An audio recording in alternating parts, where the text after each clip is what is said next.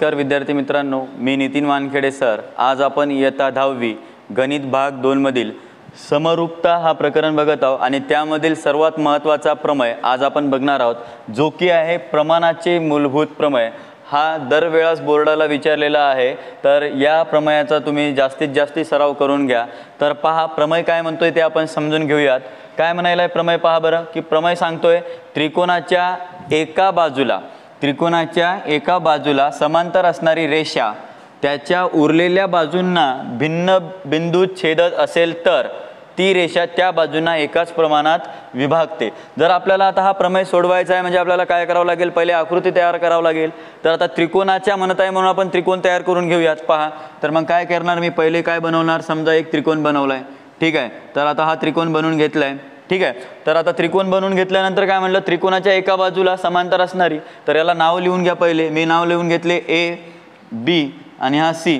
तर या त्रिकोणाच्या तुमच्या मनानं तुम्ही काही करू शकता, कोणत्याही एका बाजूला समांतर रेषा घेऊ शकता। तर मी काय करायला लागलोय पहा, या त्रिकोणाच्या बी सी या बाजूला समांतर रेषा घ्यायलोय, जिला नाव दिलंय मी रेषा यल, ठीक आहे। तर पहा त्रिकोणाच्या एका बाजूला, दिलेल्या त्रिकोणाच्या एका बाजूला, कोणत्या बाजूला मी बी सी या बाजूला रेषा यल ही काय घेतली, समांतर घेतली। तर असणारी ही रेषा त्यांच्या उरलेल्या बाजूंना, आता जेव्हा मी समांतर घेतली तर यांच्या जे उरलेल्या बाजू आहेत त्यांना भिन्न बिंदूत छेदत आहे म्हणते। आता पहा या बाजूला मी समान घेतल्या तर याच्या दोन बाजू उरलेल्या आहे भिन्न, ठीक आहे। तर या दोन बाजूंना काय आहेत ते छेदत आहेत। मग छेदायली कुठं, इथं आणि एक इथं छेदली, त्यांना मी नाव दिलं, एकाला पी आणि एकाला क्यू दिलंय। म्हणजे ज्या दोन जागी तू छेदली तिला नाव काय दिलं मी, पी आणि क्यू। छेदत असेल तर ती रेषा त्या बाजूंना एकाच प्रमाणात विभागते। जेव्हा ही रेषा छेदायला लागली कोणाला, दोन भिन्न बाजूंना, दोन भिन्न बाजू कोणत्या होत्या, एक ए बी होती आणि एक ए सी होती। तर या दोन बाजूंना आपण छेदत आहे असं सांगत असताना त्या बाजूंना ते एकाच प्रमाणात काय व्हायला लागली, विभागायला लागली।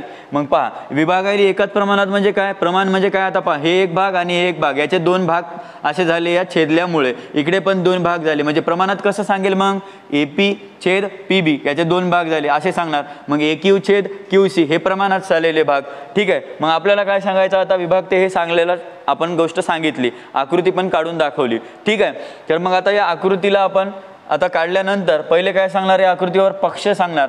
तर पक्ष कसा तयार होतो हे लक्षात घ्या। जो तुम्हाला प्रमेय दिलेला आहे त्याच प्रमेयामधून तुम्हाला पक्ष मिळतो। कसा, तर त्रिकोणाच्या एका बाजूला समांतर असणारी रेषा त्याच्या उरलेल्या बाजूंना भिन्न बिंदू छेदत असेल पर्यंत आल्यानंतर पहा इथं तर आला, काय आला, तर तरच्या जो अलीकडला आधीचा जो भाग आहे तोच कोण असतो, आपला पक्ष असतो। आणि तरच्या नंतरचा जो भाग आहे तो आपल्याला काय करायचा असतो, साध्यमध्ये लिहायचा असतो, लक्षात ठेवा। तर पहा तरच्या आधी काय सांगितलं, की तुम्हाला एक त्रिकोण दिलेली आहे म्हणते, त्याच्या एका बाजूला समांतर रेषाही आहे म्हणते, त्याच्या उरलेल्या बाजूंना ते भिन्न बिंदूमध्ये छेदत असेल तर म्हणते। तर मग त्या गोष्टीहून तुम्ही सांगू शकता काय, पक्ष, ठीक आहे। मग पक्षामध्ये या, आता पहा तुम्हाला काय दिलेलं आहे पक्षामध्ये, काय सांगणार की तुमच्याजवळ एक त्रिकोण एबीसी आहे, लक्षात घ्या। त्रिकोण एबीसी मध्ये आता पहा मी काय सांगायलो, मग त्रिकोण एबीसी मध्ये काय केलंय तुम्ही, दिलेल्या त्रिकोण एबीसी मध्ये तुम्ही रेषा यल ही टाकली होती आणि रेषा यल ही कोणाला समान व्हायला लागली, बीसी ला। मग सांगा त्रिकोण एबीसी मध्ये रेषा यल ही समान आहे रेख बीसी ला, ठीक आहे, किंवा बाजू बीसी ला, ठीक आहे। हे आपण सांगले। परत काय सांगू शकतो पक्षामध्ये, की रेषा, आता परत पहा रेषा यल ही आपण समान सांगितली कोणाला, बीसी ला। तर परत अजून काय सांगू शकता, पहा रेषा यल, लक्षात घ्या रेषा यल ही, ठीक आहे, रेषा यल ही बाजू ए बी वर बिंदू पी मध्ये काय करत आहे, छेदत आहे। तसंच रेषा यल ही बाजू ए सी वर कुठे छेदत आहे, बिंदू क्यू मध्ये। मग तेच आपण याच्यात पक्षात लिहिणार। मग लिहा काय लिहिणार, रेषा यल ही बाजू ए बी मध्ये किंवा ए बी वर बिंदू क्यू मध्ये छेदते। ए बी वर बिंदू कुठे छेदत आहे, पहिले पी आहे, तर ए बी वर बिंदू पी मध्ये छेदते, हेच वाक्य लिहायचं होतं। तसेच किंवा आणि बाजू, मग पहा आणि रेषा यल ही बाजू कोणती आहे, एसी ला बिंदू क्यू मध्ये, एसी वर म्हणा, एसी वर बिंदू क्यूमध्ये छेदते. झालं. ह्या गोष्टी फक्त तुम्हाला सांगायच्या होत्या, हे तुम्हाला लक्षात येते. ठीक आहे.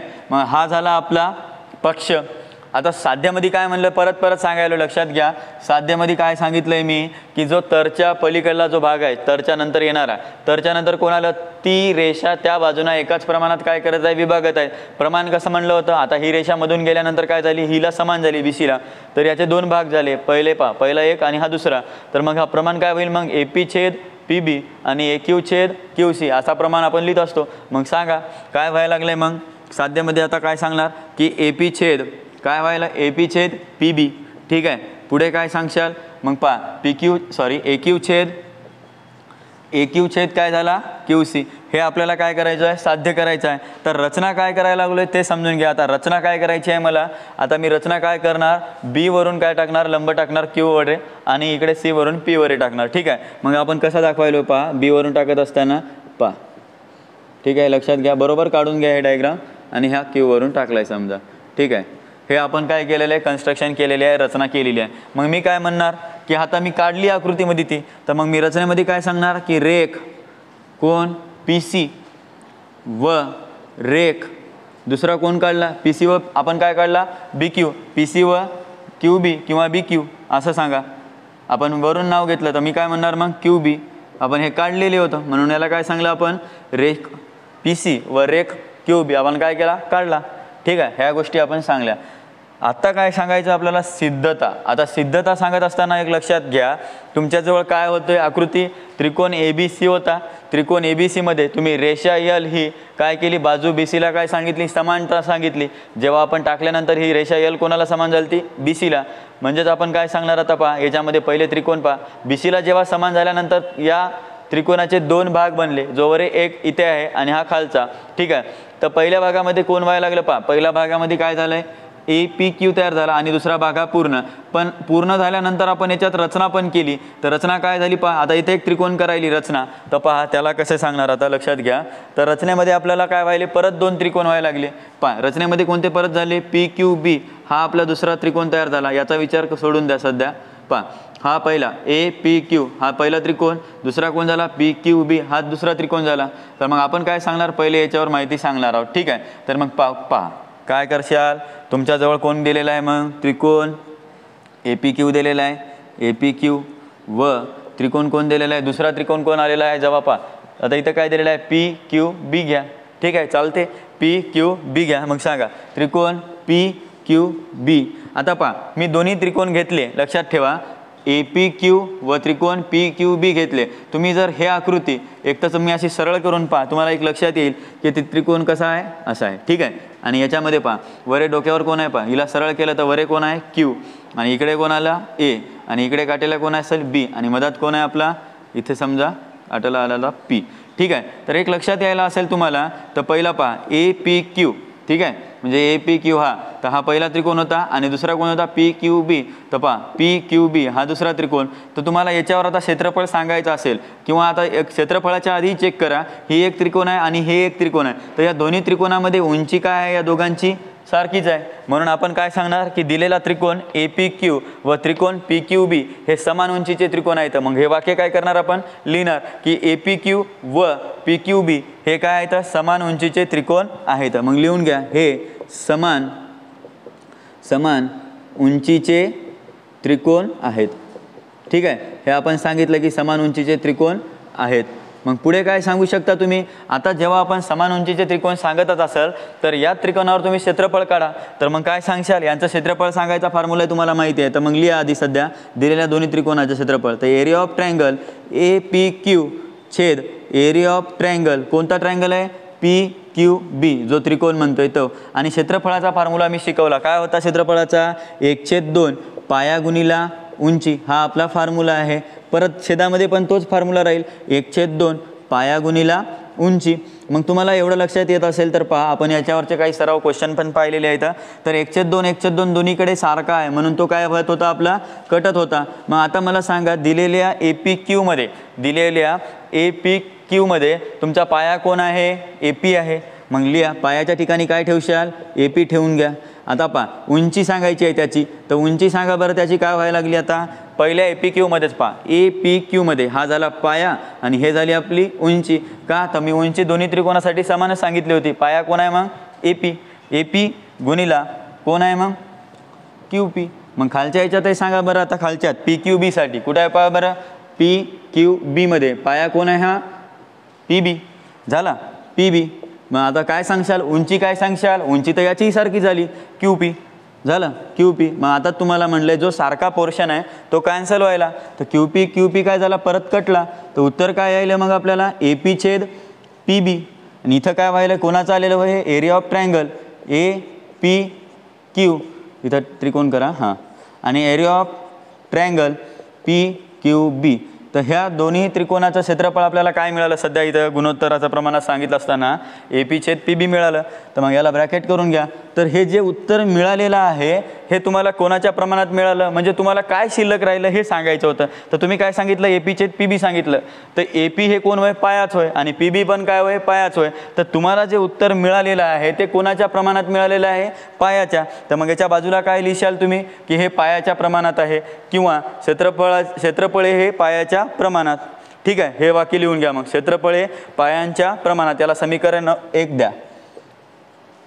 क्षेत्रफळे कशाच्या प्रमाणात आले पायाच्या प्रमाणात. हा झाला आपलं समीकरण प्रमाणात.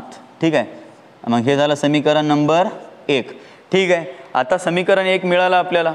आता मला काय करायचं आहे जेव्हा मी हे पहिल्या 2 त्रिकोणबद्दल माहिती सांगितली तसेच हा त्रिकोण सोडून द्या. आता हा त्रिकोण घ्या म्हणजे याला इरेज करा आणि या त्रिकोणाबद्दल माहिती सांगा. ठीक आहे मग चला आता सांगा बरं इकडल्या त्रिकोणाबद्दल सांगायचं आहे याला आपण थोडंसं हे करून घेऊया. मला सांगा आता तुम्हाला कोणाकोणाला सांगता येईल पहा. पहिला APQ तो आपण कॉमन ठेवलेलाच आहे फक्त दुसरा बदलायला आहे तो PQC आहे. ठीक आहे तर पहा बरं आता परत नाव थोडंसं चेंज होईल बाकी काही नाही आहे सेम अशीच आकृती राहील फक्त आता इकडल्या आकृतीला बघायचं सरळ करून. ठीक आहे तर हे इरेज करून घ्या आणि याची आकृती तयार करूयात. ठीक आहे मग पहा तसेच आपण काय सांगायलो आता याचं इकडल्या आकृतीबद्दल माहिती सांगायलो. ठीक आहे तर पहा जेव्हा आपण ही आकृती अशी सरळ केली तर काय व्हायला लागली पहा परत तीच आकृती म्हणजे हे पहिलं आणि हे दुसरं घ्या. तर वर P आलंय खाली इकडे A आहे इकडे C आहे आणि हे टाकलेला कोण होता मध्ये Q होता.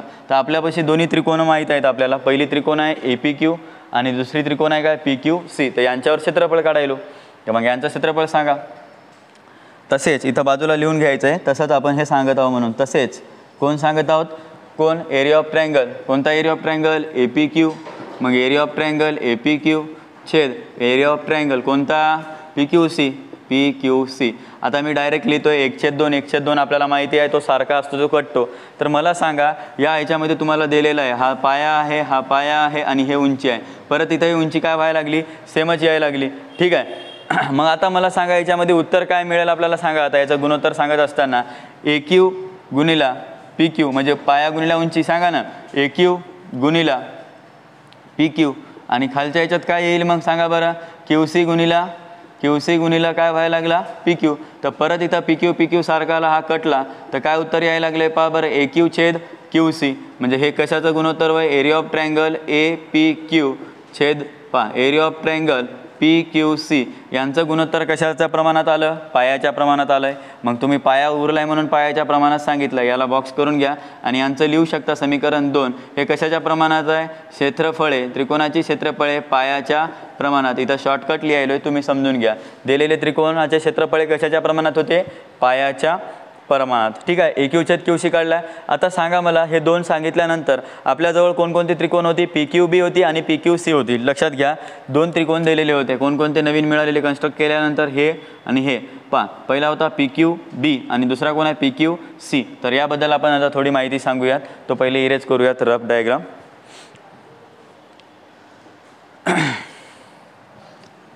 आता पहा इथं लक्ष द्या तर इथं काय दिलेलं आहे पहा PQB हे एक आकृती दिलेली आहे ही आणि दुसरी कोण आहे PQC तर ही आकृती दिलेली आहे. तर याच्यात तुम्हाला एक लक्षात यायला असेल की ह्या जर आकृत्या आपण सरळ काढून घेतल्या किंवा असं समजून घ्या तर पहा ही आकृती इकडे आणि एक तयार अशी झालेली हे इकडे तयार झालेली. ठीक आहे आपण समजून घेऊया. समजा ही एक आहे आणि हे एक आहे तर या दोन्हीसाठी समजा लक्षात घ्या थोडंसं आकृती चुकली आपली.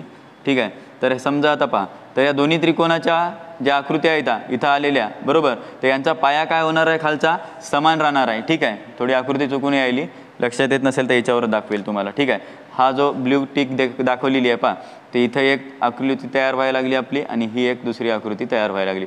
ठीक आहे, तर पहा या दोन्ही त्रिकोणाचा पाया जो इथं यायला लागलाय तो काय व्हायला लागलाय, समान व्हायला लागलाय. तर मग आपल्याला तो सांगायचा आहे. तर काय सांगशाल सांगा बरं. तसेच त्रिकोण PQB व त्रिकोण PQC यांचा रेख काय दिलेला आहे, PQ. ठीक आहे, PQ हा समान पाया आहे. सांगा परत काय सांगलं होतं मी, ते तुम्हाला सांगितलंय. तसेच त्रिकोण कोण होते, त्रिकोण PQB व त्रिकोण कोणता PQC यांचा कोणता सांगितला, यांचा जो आपण रेष टाकली होती PQ, म्हणजे त्याला काय म्हणलं, रेख PQ हा पाया समान आहे. आताच सांगितलंय मी तुम्हाला आकृतीमध्ये पण पाया समान आहे. ठीक आहे, हे आपण इथं लिहून घेतलंय. मग पुढच्या याच्यात काय सांगशाल, कंटिन्युअसली या एक एक गोष्ट आपल्याला सांगत जायची आहे. कोण सांगेल आता, इथपर्यंत आपण तर सांगितलंय, ह्या गोष्टी सांगितल्यानंतर सांगा. म्हणून आपण काय सांगणार, त्रिकोण PQB. लक्षात घ्या, हे दोन दिलेले असताना आपण पाया सांगलाय त्यांचा की समान आहे, म्हणून आपण काय सांगणार, त्रिकोण PQB व त्रिकोण PQC हे कशाच्या प्रमाणात आहेत, उंचीच्या प्रमाणात यायला लागले. कारण पाया समान झाला तर आता शिल्लक काय राहिली, मग उंची राहिली. मग लिहायचं आहे की त्रिकोण PQB व त्रिकोण PQC तर हे कशाच्या प्रमाणात यायला लागले, उंचीच्या प्रमाणात आहेत. म्हणून यांची उंची पण काय होणार आहे, त्याच्या प्रमाणात येणार आहे. ठीक आहे, तर एक मिनिट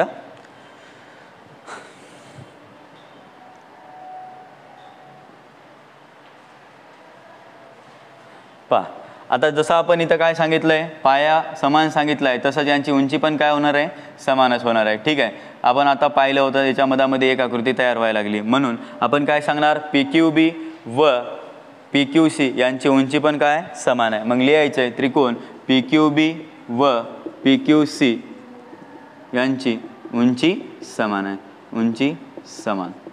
कारण आपल्याला उंची आता पाया प्रमाणात उत्तर आलं, इथं पाया जर सारखा झाला तो काटू शकतो आपण. इथं पाया समान सांगलाय, तसंच आपण याच्यात काय सांगू शकतो, उंची पण समान सांगू शकतो. ठीक आहे, मग आपण काय सांगलं, PQB व PQC यांची उंची पण समान सांगितली. मग शेवटी काय सांगायला पाहिजे ते सांगा, कारण तुम्हाला बाजूचा विभाग ते आपण सांगितल्यानंतर एक गोष्ट जे राहिलेली आहे ते काय सांगशाल पहा. आता पहिलं त्याचं एरिया ऑफ ट्रायंगल PQBचं क्षेत्रफळ आणि एरिया ऑफ ट्रायंगल PQCचं क्षेत्रफळ सांगायला सुरुवात करा. हे आता समान आले म्हणजे काय आले की जसं पायाही समान व्हायला लागला, उंचीही समान व्हायला लागली, तर ते दोघांचं क्षेत्रफळ काय व्हायला, मग एरिया ऑफ ट्रायंगल PQB हे कोणाच्या बरोबरीत व्हायला, एरिया ऑफ ट्रायंगल PQCच्या. ठीक आहे, तर हे आपण सांगू शकलो. तर हे समीकरण आपलं काय झालं, मग तिसरं झालं. तर हिचं तिसरं समीकरण आपल्याला मिळालं. ठीक आहे, आता हे 3 समीकरण झाले. तर आपल्याला तिन्ही समीकरणाच्या मदतीनं आपण काय सांगणार आहोत, बाजू एकाच प्रमाणात विभागतात ते आपल्याला काय करायचं आहे, सांगायचं आहे. ठीक आहे, तर मला सांगा आता कोणकोणत्या समीकरणाचा उपयोग करून आपल्याला प्रमेय साध्य करता येईल. ठीक आहे, मग सांगा आता समीकरण 1, 2, 3 वरून. लक्षात घ्या, समीकरण 3 मिळाले तर आपण समीकरण 3च्या मदतीनं म्हणजेच काय सांगणार, समीकरण 1, 2 व 3 वरून आपण काय सांगणार आहोत, पहा बरं. समीकरण 1, 2 व 3 वरून. ठीक आहे, मला सांगा काय होईल आता. ठीक आहे, तर मग सांगा, आपण एरिया ऑफ ट्रायंगल APQ काढला होता, आठवते. पहिल्या याच्यात दुसरं समीकरण पहा आणि हे पहिलं पहा. एरिया ऑफ ट्रायंगल APQ व एरिया ऑफ ट्रायंगल PQB काढलेलं आहे. त्याचं उत्तर काय आलं, AP छेद PB. आणि दुसऱ्या समीकरणाचं उत्तर काय आलं, एरिया ऑफ ट्रायंगल APQ छेद एरिया ऑफ ट्रायंगल PQC बरोबर AQ छेद QC. हे 2 समीकरणं काढले आणि तिसरं समीकरण तुम्हाला मिळालेलं आहे. तर या तिन्ही समीकरणाच्या मदतीने आपल्याला काय करायचं आहे, उत्तर सांगायचं आहे. तर मग लिहून घ्या, पहिलं लिहून घ्या आणि दुसरंही लिहून घ्या, PQB वालं आणि हे दोघांचा गुणोत्तर घ्या. ठीक आहे, मी सांगा एरिया ऑफ ट्रायंगल APQ छेद एरिया ऑफ ट्रायंगल काय होता, PQB. आणि दुसरा कोण आहे ते पहा बरं, एरिया ऑफ ट्रायंगल APQ छेद एरिया ऑफ ट्रायंगल काय होता, PQC. तर एक तुम्हाला लक्षात येत असेल तर पहा, मी तुम्हाला या 2 समीकरणाला सोबत घेतलं म्हणलं. कोणत्या, पहा एरिया ऑफ पहिलं समीकरण 1 आणि दुसरं समीकरण. म्हणजे मी कशावरून साध्य करायलो, समीकरण 1, 2 व 3च्या मदतीनं. पहिले समीकरण 1 व 2 लिहून घ्या, तर समीकरण 1 आणि समीकरण 2 लिहून घेतले. ठीक आहे, तर तुम्हाला माहिती आहे आता तिसऱ्या समीकरणात सांगितलं की तुम्ही PQBला काय सांगू शकता, PQC सांगू शकता. तर मग PQBच्या ठिकाणी तुम्ही PQC हे उत्तर ठेवून द्या. ठीक आहे, उत्तर तुम्हाला ठेवल्यानंतर सरळ सरळ तुम्हाला काय मिळेल, उत्तर कम्प्लिटली मिळून जाईल. मग सांगा आता सरळ सरळ किंवा उत्तर ठेवा किंवा त्याच्या व्हॅल्यू ठेवा. तर पहा APQ काय दिलेली आहे, एक मिनटं, सॉरी थोडंसं चुकलं आहे आपलं. काय म्हटलं पहा, समीकरण 1 2 3 वरून. तर समीकरण 1 2 3 वरून सांगत असताना समीकरण 1चं आपल्याला गुणोत्तर मिळालं होतं. समीकरण 1 म्हणजेच कोण, हा इथं लिहिलेला आहे पहा. काय दिलेलं आहे, त्रिकोण APQ छेद त्रिकोण PQB यांचं गुणोत्तर काय आलं तर AP छेद PB. तर इथं काय लिहिणार त्याचं गुणोत्तर AP छेद PB. ठीक आहे. आणि दुसऱ्याचं गुणोत्तर काय आलं तर ते पाहून घ्या.